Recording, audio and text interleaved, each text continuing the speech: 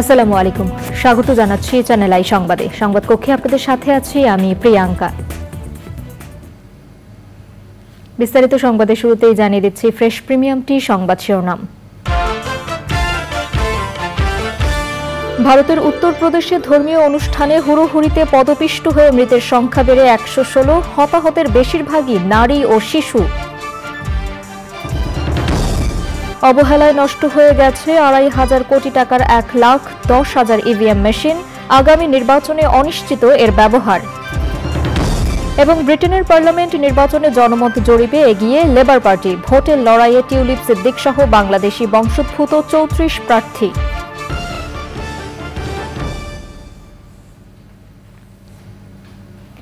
সংবাদ শিরোনামগুলো জানাচ্ছিলাম। এখনকার সংবাদ আয়োজন একই সঙ্গে চ্যানেল আই এর ইউটিউব চ্যানেলে এবং চ্যানেল আই এর ওটিটি প্ল্যাটফর্ম আই স্ক্রিনে লাইভ স্ট্রিম হচ্ছে।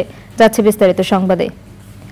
ভারতের উত্তরপ্রদেশের হাথরসে এক প্রার্থনা অনুষ্ঠানে হুড়োহুড়িতে পায়ের চাপা পড়ে মৃত পুণ্যার্থীর সংখ্যা 116 জনে দাঁড়িয়েছে। আহতদের কয়েকজনের অবস্থা গুরুতর হওয়ায় মৃতের সংখ্যা আরও বাড়তে পারে বলে আশঙ্কা করা হচ্ছে। এ ঘটনায় ভারত জুড়ে শোকের ছায়া নেমে এসেছে। লুৎফর রহমান সহকের রিপোর্ট। ভারতের উত্তরপ্রদেশের হাথরসে প্রার্থনা সভার আয়োজন করা হয়েছিল একজন ধর্মীয় গুরুর সম্মানে। ছোট জায়গায় 5,000 মানুষের অংশগ্রহণের অনুমতি থাকলেও সেখানে জড়ো হয়েছিলেন 15,000-এর বেশি মানুষ। তাতে প্রচণ্ড গরমে তৈরি হয় দম বন্ধ করা পরিবেশ। ফলে অনুষ্ঠান শেষ হতেই শুরু হয় বের হওয়ার হুড়হুড়ি। বেরোনোর রাস্তা সংকীর্ণ হওয়ায় পদদলিত হতে থাকেন অসংখ্য মানুষ।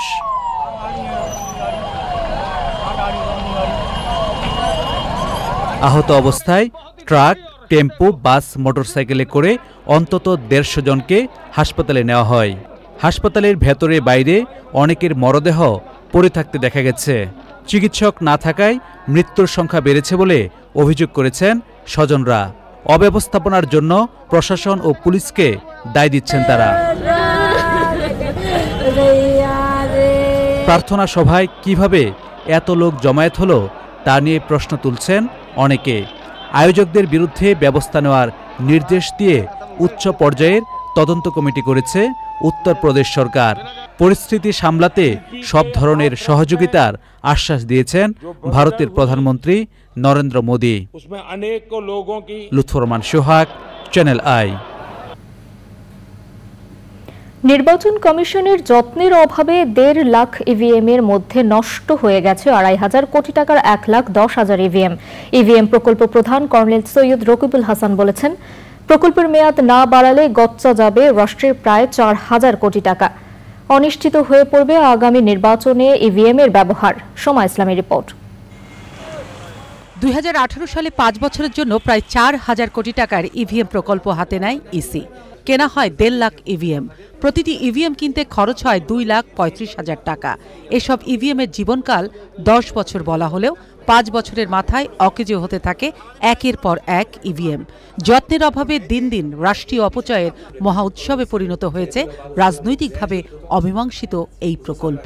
মেইনটেনেন্সের অভাবেই মূলত আমাদেরগুলো নষ্ট হচ্ছে। আমরা 2/3 মেশিনের অ্যারাউন্ড 1,10,000 হলে আপনার কত প্রায় 2,500 কোটি টাকার মতো মেশিন আমাদের এখন এই মুহূর্তে আমরা ব্যবহার অনুপযোগী আমরা বলতে পারি। আমাদের আসলে ইভিএম মেইনটেনেন্সের জন্য আমাদের যে দক্ষতা দরকার সেই জনবলটা আমাদের প্রকল্পেও নেই।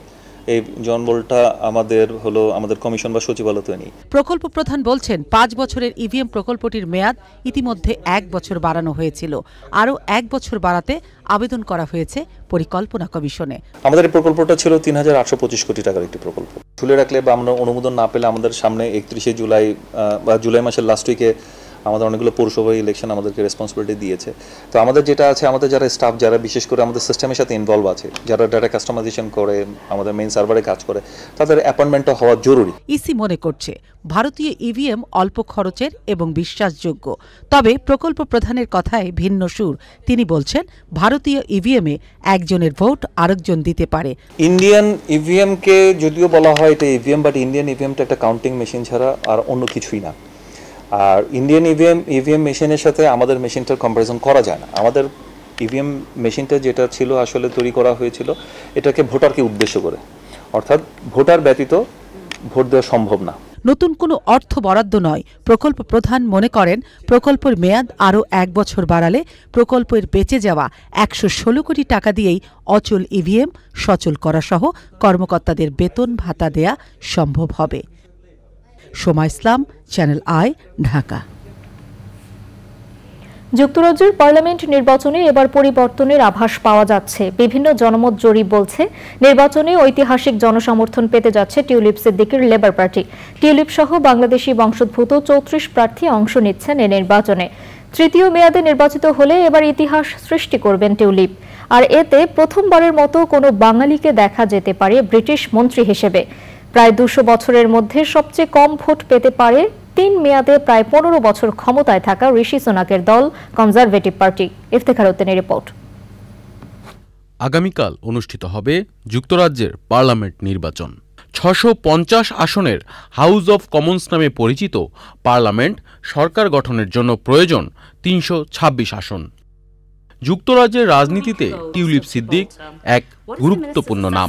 টানা 3 বারের এই ব্রিটিশ এমপি টিউলিপ পাচ্ছেন মানুষের ভালোবাসা ও সমর্থন। সম্প্রতি অস্কার বিজয়ী অভিনেত্রী এমা থমসন সহ অনেকেই তার প্রতি সমর্থন জানিয়েছেন। এই নির্বাচনে ব্রিটেনের হ্যামস্টেড এবং হাইগেটের লেবার পার্টির প্রার্থী হিসাবে মনোনীত হয়েছেন টিউলিপ রেজওয়ানা সিদ্দিক এমপি।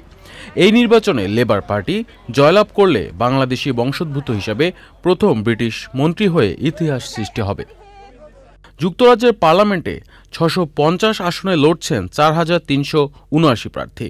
প্রধান রাজনৈতিক দলগুলোর মধ্যে ক্ষমতাসীন conservative party, labour party, Scottish national party, NSP, workers party, liberal Democrat party, Lib Dem, green party সহ স্বতন্ত্র প্রার্থীরা রয়েছে নির্বাচনী দৌড়ে। 9 জন নারী সহ 34 বাংলাদেশি বংশোদ্ভূত প্রার্থী বিভিন্ন আসন থেকে এবার নির্বাচনে অংশ নিচ্ছেন। তাদের মধ্যে 4 নারী যুক্তরাজ্যের পার্লামেন্টে প্রতিনিধিত্ব করছেন। তারা হলেন বঙ্গবন্ধু শেখ মুজিবুর রহমানের নাতনি টিউলিপ সিদ্দিক, রুশনারা আলী, রূপা হক ও আফসানা বেগম। রুশনারা আলী প্রথম এমপি নির্বাচিত হন 2010 সালে। টানা 4 বারের এমপি তিনি। এছাড়াও রূপা হক 3 বার এবং আফসানা 1 বার এমপি হয়েছেন। Iftekhar Uddin, channel I. ব্রিটেনের পার্লামেন্ট নির্বাচনের মাত্র একদিন আগেও বাংলাদেশ সম্পর্কে বিরোধী লেবার পার্টির নেতা স্যার কিয়ার স্টারমারের মন্তব্যে দ্বিধা বিভক্ত বাঙালি কমিউনিটি। বিতর্কিত ওই মন্তব্যের জন্য গণমাধ্যমে দুঃখ প্রকাশ করলেও কোনোভাবেই তা মেনে নিতে পারছেন না ব্রিটেনের বাঙালি কমিউনিটি। যুক্তরাজ্যের বার্মিংহাম থেকে মিজান রেজা চৌধুরীর ভিডিও চিত্রে বিস্তারিত জানাচ্ছেন আব্দুল আহাদ সুমন। কনজারভেটিভ সরকারের 14 বছরের শাসন আমলে অনেকটাই জনপ্রিয়তা হারিয়েছে বলে মনে করা হচ্ছে। বিভিন্ন জরিপ অনুযায়ী লেবার দল অনেকটা এগিয়ে, কিন্তু সদ্য লেবার লিডার স্যার কিয়ার স্টারমারের বাংলাদেশ নিয়ে নেতিবাচক মন্তব্যে উত্তপ্ত হয়ে উঠেছে ব্রিটেনের বাংলাদেশি কমিউনিটি।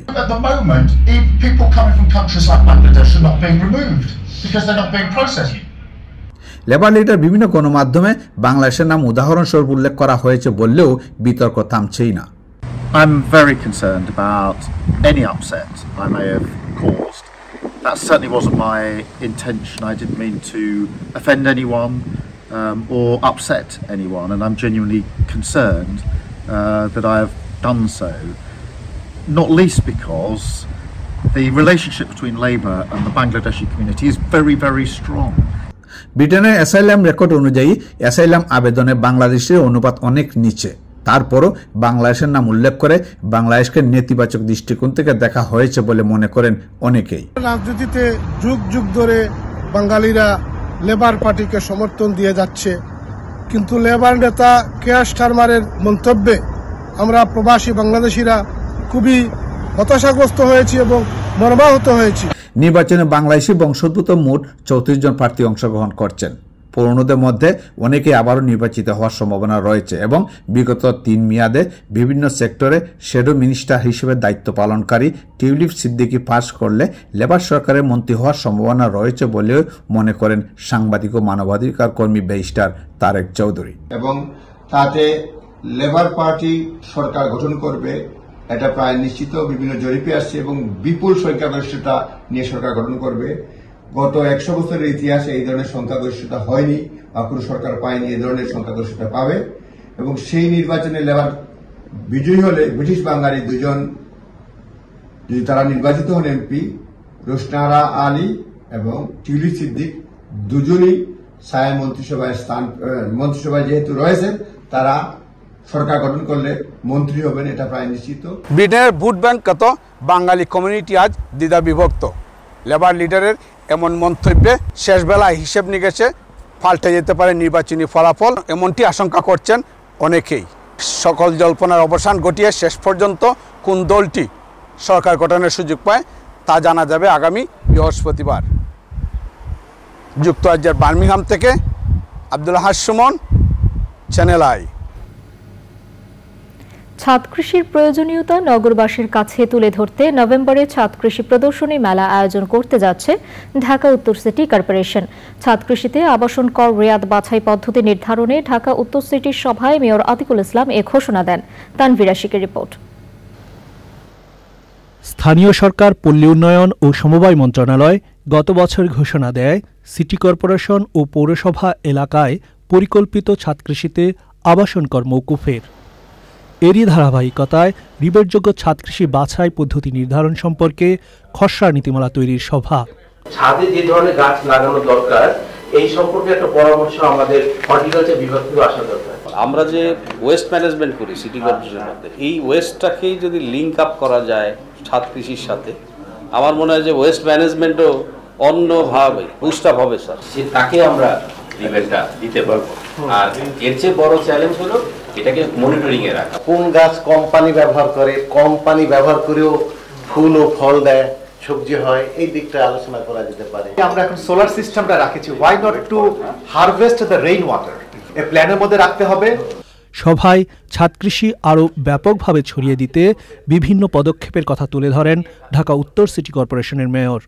অনেকে বলছে আমরা তো ফ্ল্যাটে থাকি, তাহলে আমরা কি ট্যাক্স কনসেশন পাবো না? এই কমপ্লেক্সটাকে কিভাবে আমরা একটা স্ট্যান্ডার্ড ফরমেশনের মধ্যে নিয়ে আসতে পারবো, দ্যাট ইজ আওয়ার চ্যালেঞ্জ। ছাদ বাগানের আরেকটা নাম কিন্তু শায়েখ Siraj, it is a brand, কিন্তু এটাকে আমরা প্রপার কিভাবে ইউটিলাইজ করব সেটি করার জন্য নীতিমালা তৈরিতে পরামর্শ দেওয়ার পাশাপাশি ছাদ কৃষির সামাজিক আন্দোলন ছড়িয়ে দিতে এলাকা ভিত্তিক ছাদ কৃষি মেলার আয়োজনের আহ্বান জানান কৃষি উন্নয়ন ও গণমাধ্যম ব্যক্তিত্ব শাইখ সিরাজ। এলাকা ভিত্তিক আয়োজনটা, এটা হবে কি ওই প্রোডাক্টটা সে ওইখানেই বিক্রি করবে, এর যে মজা, এর যে আনন্দ। আর দ্বিতীয় কথা হচ্ছে এই মোটিভেশনটাই আস্তে আস্তে ছড়াবে যে ছাদ কৃষি করছে পরোক্ষভাবে সে সমাজকে, দেশকে, পরিবেশকে অনেক কন্ট্রিবিউট করছে। নভেম্বরে ছাদ কৃষি প্রদর্শনী মেলা আয়োজন করতে যাচ্ছে ঢাকা উত্তর সিটি কর্পোরেশন। ছাদ কৃষি নিয়ে আমরা একটি কম্পিটিশনে যাচ্ছি, আমরা প্রদর্শনী হবে একটা, সে প্রদর্শনীর মাধ্যমে অন্যরাও কিন্তু আরো বেশি উৎসাহিত হবে। চ্যানেল আইটার পার্টনার থাকবেন এবং চ্যানেল আই টোটাল এটাকে করবেন, আমরা ফাইন্যান্স দিয়ে এটাকে কিভাবে নগরকে সবুজ ও বাসযোগ্য করে তোলার পাশাপাশি নগরবাসীর পুষ্টির বড় একটি যোগান আসবে ছাদ কৃষি থেকে, এমন প্রত্যাশায় নানা রকম উদ্যোগ নিচ্ছে নগর কর্তৃপক্ষ। Tanfir Ashik, Channel I, Dhaka.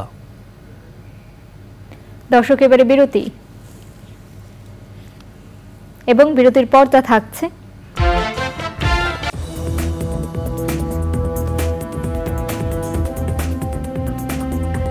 ফিরে এলাম বিরতির পর।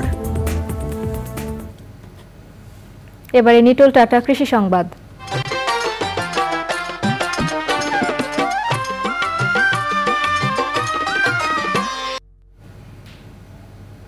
টাঙ্গাইলে ক্ষুদ্র ও প্রান্তিক কৃষকদের বিনামূল্যে বীজ ও সার দেয়া হয়েছে। উপজেলা প্রশাসন ও কৃষি সম্প্রসারণ অধিদপ্তরের এই আয়োজনে অংশ নেন স্থানীয় সংসদ সদস্য সানোয়ার হোসেন। সরকারি প্রণোদনা কর্মসূচির আওতায় জেলার 1000 কৃষকের প্রত্যেককে 5 কেজি রোপা আমন ধান বীজ, 10 কেজি ডিএপি সার ও 10 কেজি এমওপি সার দেওয়া হয়।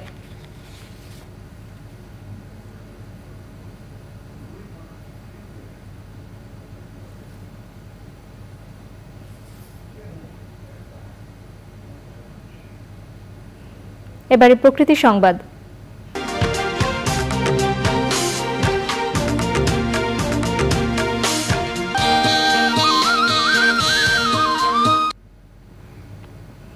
ফেনীর মুহুরী নদীর 4টি স্থানে বাঁধ ভেঙে প্লাবিত হয়েছে অন্তত 10টি গ্রাম। কয়েক শতাধিক পরিবার পানিবন্দী হয়ে পড়ার পাশাপাশি তলিয়ে গেছে ফুলগাজী বাজার। ফেনী পরশুরাম আঞ্চলিক সড়ক তলিয়ে যাওয়ায় জনদুর্ভোগ চরমে। স্থানীয়দের অভিযোগ, বর্ষার বাঁধটি ভেঙে গেলেও স্থায়ী সমাধানে কোনো উদ্যোগ নেয়নি কর্তৃপক্ষ। রবিউল হক রবির তথ্য, ভিডিও চিত্রে আফরোজা হাসির রিপোর্ট। ভারী বৃষ্টি এবং উজান থেকে নেমে আসা ঢলে ফেনীর মুহুরী নদীর পানি বেড়ে বিপদসীমার উপর দিয়ে প্রবাহিত হচ্ছে। নদীর বন্যা নিয়ন্ত্রণ বাঁধ ভেঙে জেলার বেশ কয়েকটি গ্রাম প্লাবিত হয়েছে। ফুলগাজী ও পরশুরামে বসতবাড়ি সহ একরের পর একর ফসলি জমি প্লাবিত হয়েছে। প্রতি বছরই অস্থায়ী এই বাঁধে এমন ভাঙনে অসহায় হয়ে পড়েন স্থানীয় বাসিন্দারা। হাত হাত করে তোলে বাড়ি মারি বুতুর ভাঙি ঘরে কটকটা হওয়ার শুরু দিছে। মরগ আর ছাগল গাছিল তুমি গেছে কি আমরা বারণ দায়ে বাড়ি গেছে পুরা পাতার ডাকের পাতো খাই তো 100 গেছে গো পায়ের জুতা গুলো পর্যন্ত নিচে করি কোথায় নিচে করতে থাকবো। পুরা রাস্তা আমার ঘর সহকারে পুরা রাস্তা ভেঙে যায়। আমার ভিতরে ঘরের ভিতরে যা মাল সামানা যা ছিল জিনিসপত্র যা ছিল কিছু বের করা যায় নাই। সবকিছু ঘরের মধ্যে নদীর স্রোতে পানির স্রোতে সব নিয়ে গেছে। ব্যাগ ভিজে গেছে, খাটটা পৌঁছানো বাসি গেছে পানিতে। ফসলের বীজতলা সব তলাই নিয়ে গেছে। বন্যা নিয়ন্ত্রণ বাঁধ নির্মাণ প্রকল্প পাশ হলেই সমস্যার সমাধান হবে বলছেন সংশ্লিষ্টরা। আগামী কয়েক মাসের মধ্যেই সমীক্ষার কাজ শেষ হয়ে গেছে। কয়েক মাসের মধ্যে একটাকে অনুমোদন পাবে এবং তারপরে ইনশাআল্লাহ কাজ শুরু হবে। আগামী বর্ষা মৌসুমের আগেই আমরা এখানে কাজ শুরু করব। এখানে যখন কাজ চলমান থাকবে যাতে করে কাজের মান ভালো হয় সেই জন্য আপনারা লক্ষ্য রাখবেন, যাতে করে আপনাদের এলাকার কাজটা সঠিকভাবে হয়, সঠিকভাবে সময় মতো কাজটা আমরা উঠাতে পারি। প্রতি বছরই বর্ষা মৌসুমে ভারতের উজানের পানিতে মুহুরী, কহুয়া এবং সিলোনিয়া নদীর বাঁধের বিভিন্ন স্থানে ভেঙে প্লাবিত হয় ফুলগাজী পরশুরাম উপজেলার বিস্তীর্ণ অঞ্চল। নিঃস্ব হয় নদী তীরবর্তী মানুষজন। জানমাল রক্ষায় দ্রুত টেকসই বাঁধ নির্মাণের দাবি স্থানীয়দের। আফরোজা হাসি, প্রকৃতি ও জীবন ডেস্ক, চ্যানেল আই। এবারে খেলার খবর।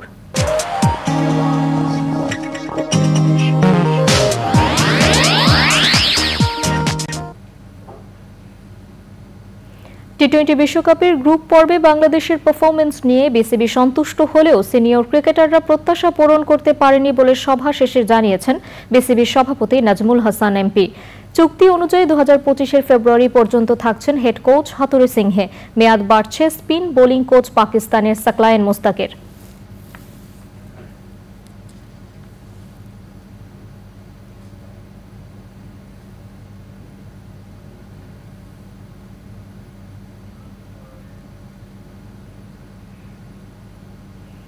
দর্শক, সবশেষে ফ্রেশ প্রিমিয়ামটি সংবাদ শিরোনামগুলো জানিয়ে দিচ্ছি আরও একবার।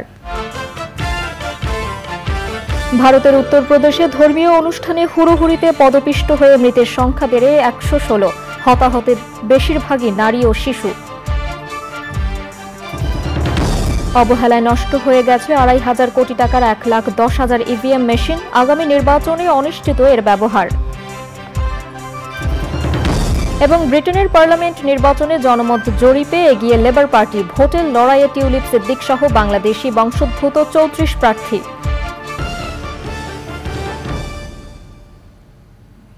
চ্যানেল আই এর সর্বশেষ সংবাদ জানতে ভিজিট করুন channelionline.com-এ। যুক্ত থাকুন আমাদের সোশ্যাল মিডিয়া প্ল্যাটফর্মগুলোর সাথে। দর্শক, এখনকার সংবাদ আয়োজন এ পর্যন্তই। এতক্ষণ সাথে থাকার জন্য ধন্যবাদ সবাইকে।